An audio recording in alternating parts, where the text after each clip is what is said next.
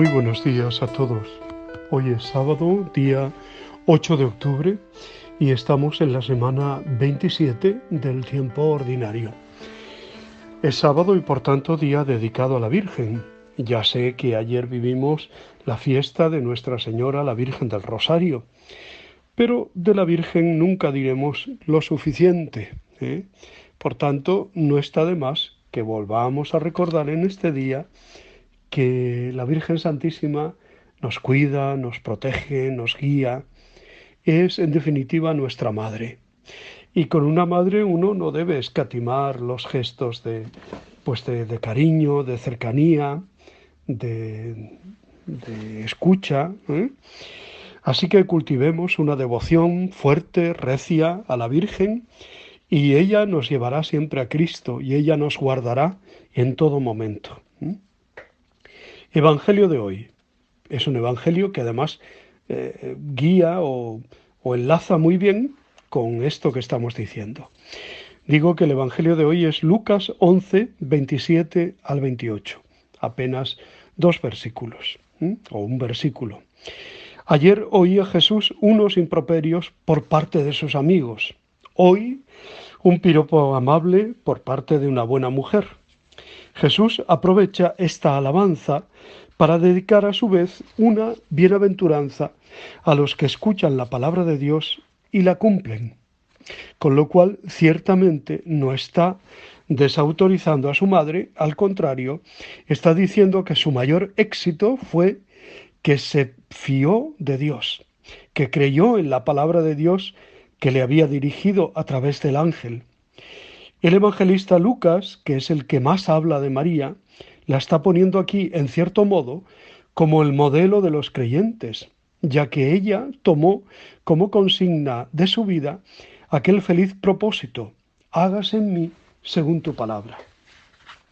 La mujer, en un alarde de naturalidad, es como si le dijera a Jesús: bendita la madre que te parió, ¿no? Y él dice: bueno, vale, de acuerdo, sí, es bendita, pero más bendita aún porque se fió de Dios y porque hizo de su vida, pues, un vivir la voluntad del Señor, ¿no? Podemos aprender de María la gran lección que nos repite Jesús: que sepamos escuchar la palabra y la vivamos. Es lo que alaba hoy en sus discípulos, lo que había dicho que era el distintivo de sus seguidores, y lo que valoró en María en contraposición a Marta, demasiado ajetreada en la cocina. El mismo Lucas presenta a la Madre de Jesús como feliz porque ha creído, según la alabanza de su prima Isabel: dichosa tú que has creído, y la que conservaba estas cosas en su corazón, la que escucha y asimila y cumple la palabra de Dios. La verdadera sabiduría y por tanto la verdadera bienaventuranza la tendremos si, como María, la primera discípula de Jesús, sabemos escuchar a Dios con fe y obediencia. Ahora que la Iglesia en la reforma postconciliar ha redescubierto el valor de la palabra de Dios, podemos decir que somos buenos seguidores de Jesús y devotos de la Virgen, si mejoramos en nuestra actitud interna y externa de escucha y de cumplimiento de esa palabra. Entonces es cuando se podrá decir que construimos nuestra casa sobre roca firme y no sobre arena movediza. En fin, la mujer del Evangelio le lanza un requiebro en la carne, ¿no? Él la corrige poniendo el acento en el espíritu y aprovecha el ejemplo de la maternidad humana para hablar de la fe. Y es que, ¿qué es la fe sino acoger a Dios en nuestro seno? Ser madres de Dios, ¿no? La palabra tiene el poder de hacernos gestar una criatura nueva dentro de nosotros, de forma que ya no vivo yo, sino que es Cristo que vive en mí, como dirá San Pablo. Igualmente, como el hijo induce en la madre la producción de leche, este ser nuevo produce unos frutos que alimentan a muchos. escuchar y poner en práctica el vientre y la leche, dichoso quien lo haga. ¿Mm?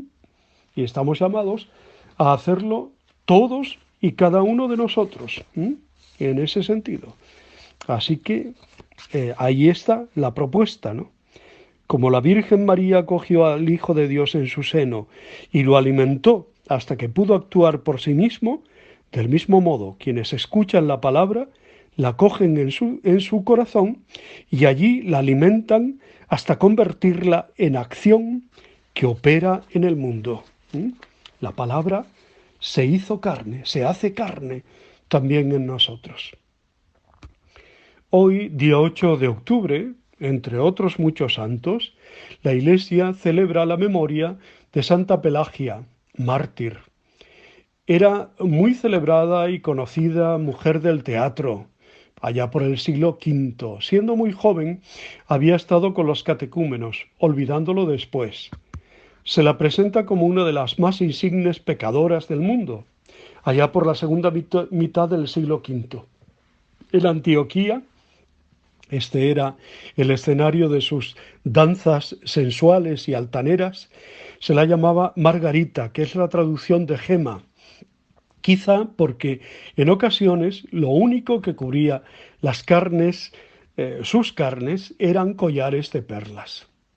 Tuvo, en el marco de la providencia, la suerte de toparse en el año 453 con Nono, anacoreta de Tabenas, sacado de allí para hacerlo obispo de Edesa y trasladado a Heliópolis de Siria, que por el momento participaba en un concilio provincial convocado por Máximo. Se cuenta que un domingo Pelagia, por curiosidad, volvió a entrar en un templo y al oír al obispo predicar sobre el infinito tesoro de la misericordia de Dios, su corazón se conmovió.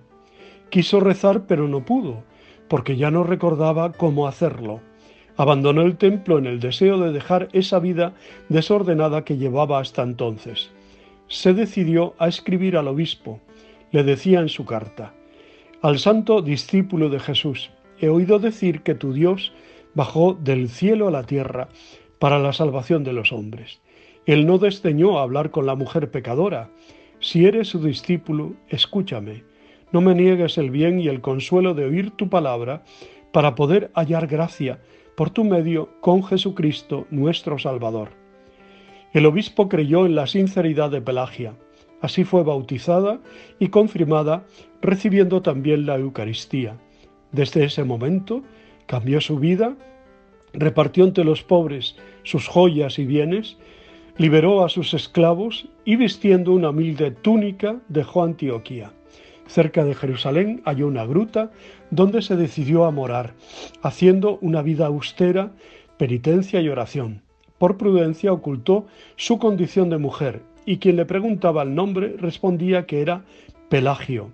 En ese tiempo se desarrollaba el concilio de Antioquía y un diácono del obispo quiso ir a Jerusalén. Le pidió permiso al obispo para ir allí, diciendo que quería conseguir noticias sobre un ermitaño llamado Pelagio.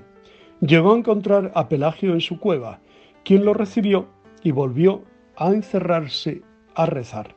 Se cuenta que cuando volvió el diácono, Pelagio ya no respondió.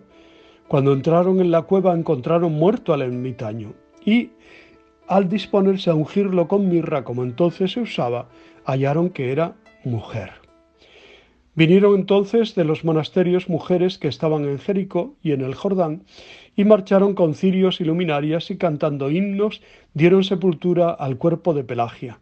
Era un 8 de octubre del año 468.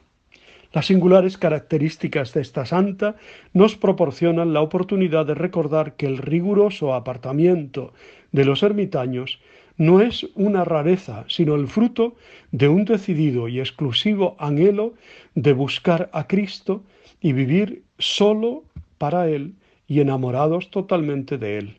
Figuras como las de Pelagia recordaban proféticamente a la Iglesia de su tiempo el verdadero orden de los valores, oscurecido frecuentemente por los crecientes compromisos temporales. Bueno, quiero hoy mandar un saludo a María Araceli, a Juan, a Sandra, a otros muchos. En definitiva, a todos los oyentes de esta barca del Padre, que son miles, en España, en Hispanoamérica, en muchos y muchos lugares que siguen este comentario evangélico.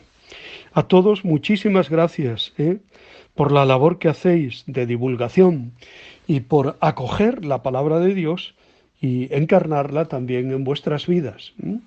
Así que enhorabuena y como os digo siempre, os quiero mucho y es verdad. Bueno, pues os bendigo a todos en el nombre del Padre, del Hijo y del Espíritu Santo. Un abrazo. Os quiero.